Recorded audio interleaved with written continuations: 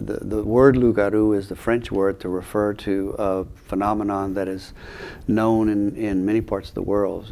In English it's called a werewolf, and in other parts of the world it's called various things.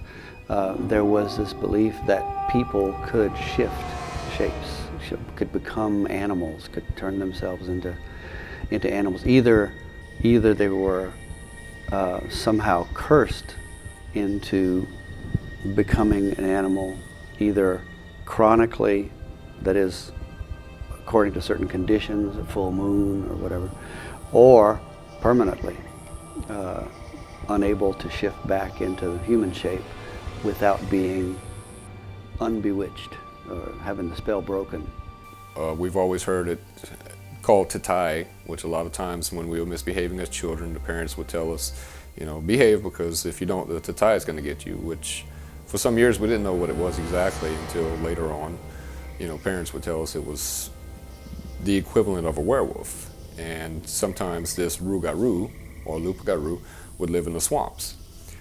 Well, growing up in those areas, a lot of times we didn't have transportation, so we walked where we were going.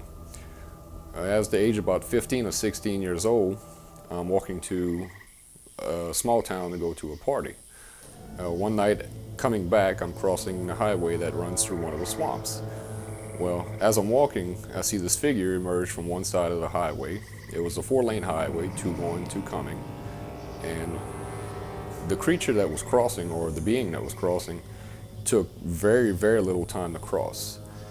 There was a smell of, as cliche as it sounds, a wet dog, a skunk, just a very, very earthy smell. And when I got to the area where it was crossing, for me to actually cross as quick as it did, I would have to be at a fast-paced run. And this being must have been well over 6 feet tall, maybe even 7 feet tall.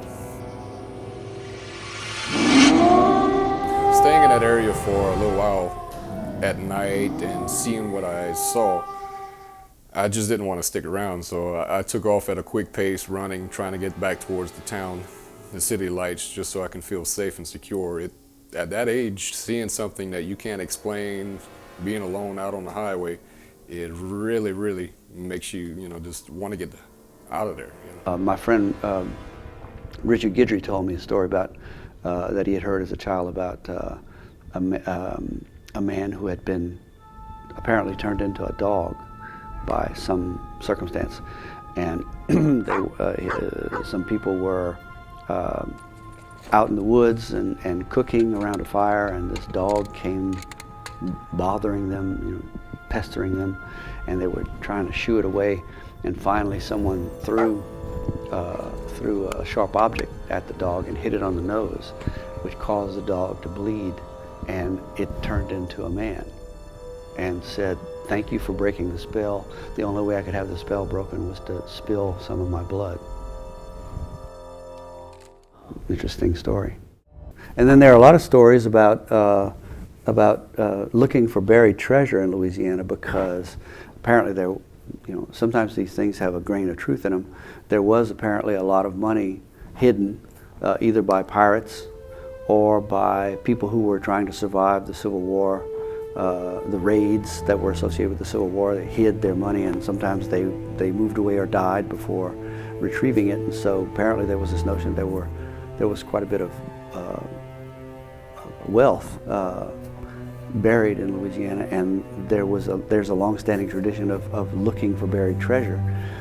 And associated with that practice, there quite a few people that I've interviewed over the years have told stories about the kinds of phenomena, supernatural phenomena, that have appeared to prevent them from finding treasure, from actually getting the treasure that they ran across, because it wasn't destined for them. Apparently, the story is that when they would bury treasure, they would ask the group, is anyone willing to stay and guard this treasure? And of course, some neophyte would say, well, yeah, I will, because as soon as y'all are gone, thinking as soon as they're gone, I'll take the treasure and leave. And he would say, can I have your word on that you will guard this treasure? And if he said yes, they would bury the treasure and kill him, bury him over the treasure. And his spirit was condemned to guard the treasure, keeping his word. My sister, she had a bedroom in my grandmother's house, which we happened to live in. My grandmother and grandfather had built this house. It was in the small town of Port Barre, Louisiana. Well, my sister, she had the room to herself, and on some nights she would complain about going to sleep, and she would dream about this witch coming out of an electrical panel that was in the room. And she would complain about her sitting on her chest, making fun, you know, poking at her and pulling at her clothing, and just really, really weird dreams. And it always had this witch figure. Well, after a couple of months of this happening, she, you know, told my grandmother about it. My grandmother came up with the term cauchemar, that's what it was. And she explained it was a nightmare witch. Cauchemar, all cauchemar means is nightmare. It's a French word for nightmare.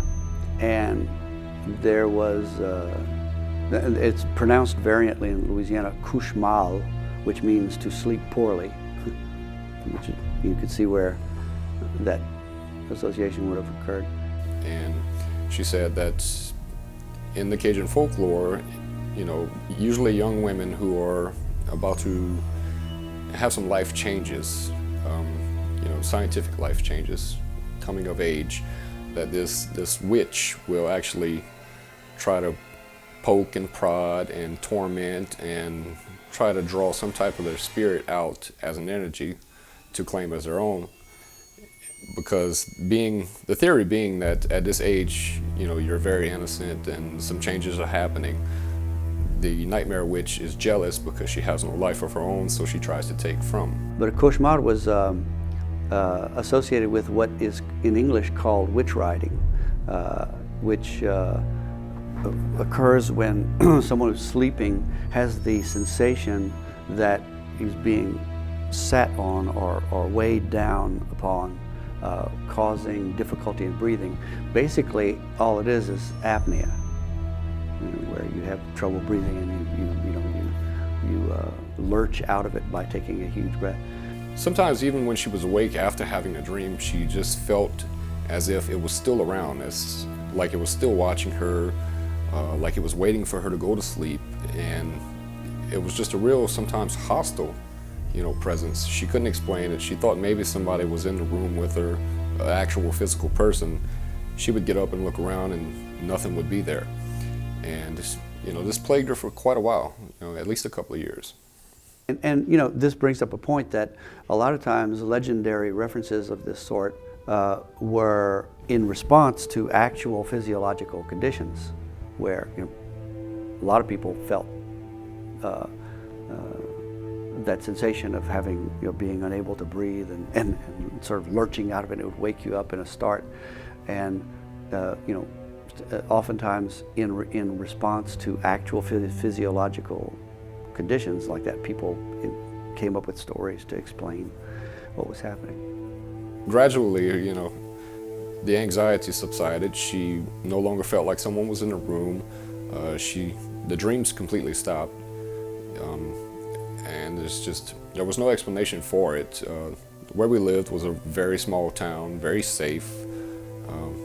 So there was actually no other explanation other than what my grandmother had given, which fit exactly, which was the cauchemar, the nightmare witch.